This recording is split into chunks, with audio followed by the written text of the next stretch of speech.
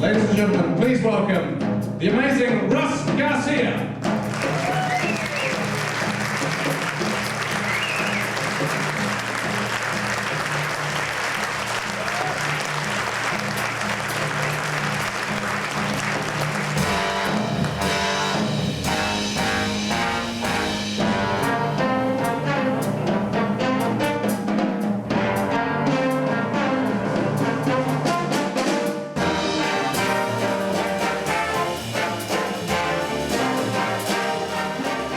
Are we on?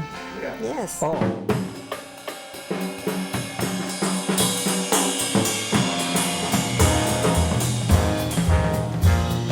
Flying free, how I love it, it's the way I wanna be. Flying free, it's the way to do it, come and swing together with me. Just keep cool, just feel the beat of my heartstrings. We'll fly high into the sky. He has played probably every instrument that exists. He understands it. He wrote the book on big band arranging. A lot of people don't realize this. Most of the guys I work with in New York actually learned how to do what they do out of Russ Garcia's books. I mean, when we were touring in the States, it was so exciting because so many people would show up at the actual gigs with their books. And they were earmarked and, you know, tattered, and they would have Russ sign them. It really was beautiful. Russell's books were the books because they were in every university in America. They were taught. It was like, this is how you write. This is how you write 2-part, 3, right through to 7-part, and for orchestras. And they were the books. And he opened up my mind and my head to a whole new world of music. And of course, I then furthered and went overseas and studied with, as it turns out, some of his students. John Williams, a famous composer, is one of Russell's students. He gave Quincy Jones one of his first gigs. Russell is one of the nicest people, as well as being an incredible musician that you will ever meet. And his wife, Gina, is absolutely adorable. I had done everything in Hollywood, and so we decided one day we were going to sail across the Pacific Ocean and visit Baha'i friends on all the different islands. We were going to sail around the world, but we got stuck in New Zealand. 1, 2, 1, 2, 3,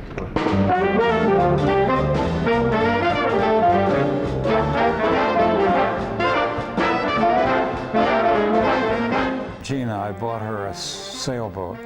Not a real big one, but... Only a 30-footer, but imagine getting a sailboat for your birthday and then finding out that maybe he wants to go sailing around the world. I thought he was insane.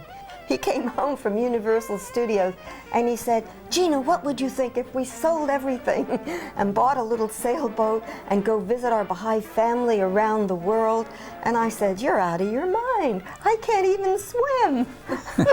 We didn't have sat-navs there where you press a button at that time and it gives you your latitude and longitude. I had to learn the old way with a sextant, you know, where you shoot the angle between the horizon and the sun or moon or planet or star and go into the tables at the exact time and figure out where you are. For people who think nothing's going to go wrong, it's an absolute ridiculous. It's absolutely impossible because there's always something that will go wrong. We ran into a hurricane the first night we started on our trip. Sails tore, it broke the boom, and the hurricane came right through where we'd been.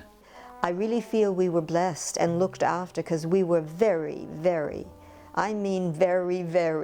inexperienced. We had to go back to Hollywood because the boat had to be repaired. It ain't gonna be all moonlight and roses out there. We were really green. We learned on the job. You have to be either very brave or a little crazy to go across the ocean in a small sailboat. Well, our very first maiden voyage was in June '66.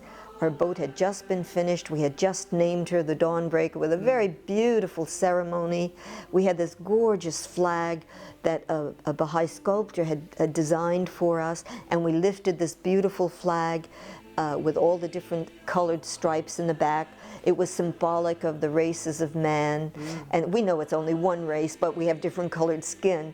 And then he had a big blue circle, symbolic of the earth, symbolic of the seas, and in the middle a white star of unity. And it was such a lovely thing. And everywhere we went, when we flew that flag, people would ask, what country? And then we would say, oh, we're citizens of the world. We're Baha'is. So I'm a Baha'i, I'm a universal.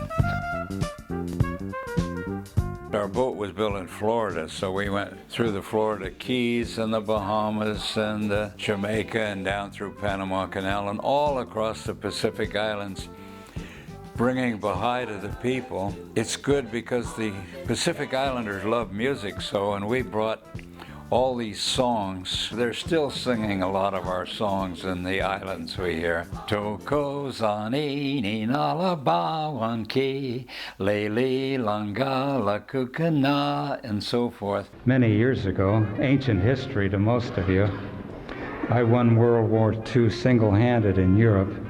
And after the war was over, I went to a Red Cross place. They gave us donuts and coffee, And I went in there and they had some recordings. And they had something of Diz and Charlie Parker.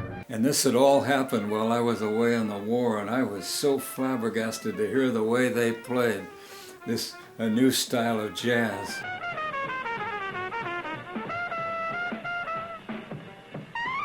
I had never met Dizzy, but when we got back to America, they put us in Camp Kilmer and said nobody is to leave camp under any circumstances.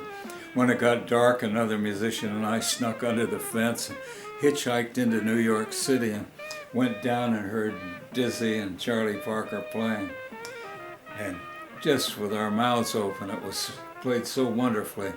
And I never dreamed that we would be close friends one day. And in fact, he was my Baha'i brother.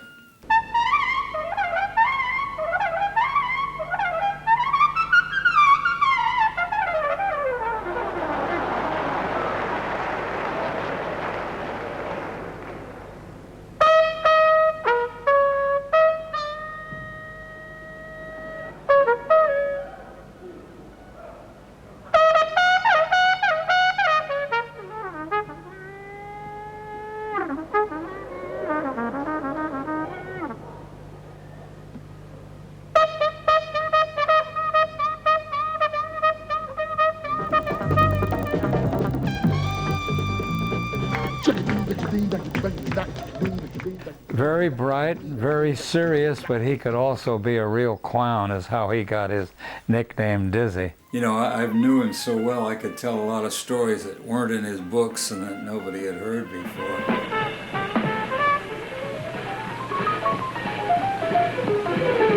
Good evening and welcome to the town hall. Ladies and gentlemen, Mr. Russ Garcia in a tribute to Dizzy Gillespie.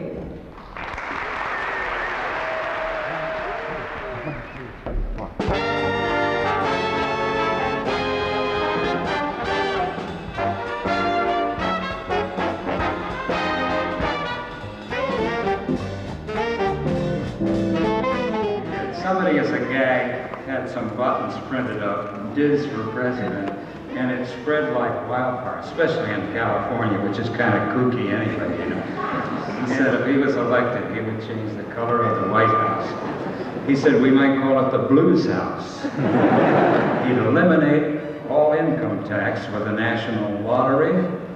He talked about disarmament, and somebody said, why are you running for president? He said, because we need one. Secretary of State, we want Bo Diddley. He said, Miles Davis should be in charge of the CIA. Ray Charles in the Library of Congress. And he said, Ellington should be Minister of State because he can con anybody. And he said, maybe we'll let women run the country. They'll do it anyhow. We were backstage with Dizzy in Munich at a jazz festival, and George Shearing, blind pianist, was across the room, and he said, are you people talking about Baha'i? Let me in on this, you know. And he got quite interested, and so we got him books in Braille. He's been blind since birth. He walked over to George Shearing and put his arm around George. He said, George, probably nobody's ever told you, but you're black. I think Dizzy always did this right after the first number, so I think we should. I'd like to introduce the fellows in the band. Murray, this is George.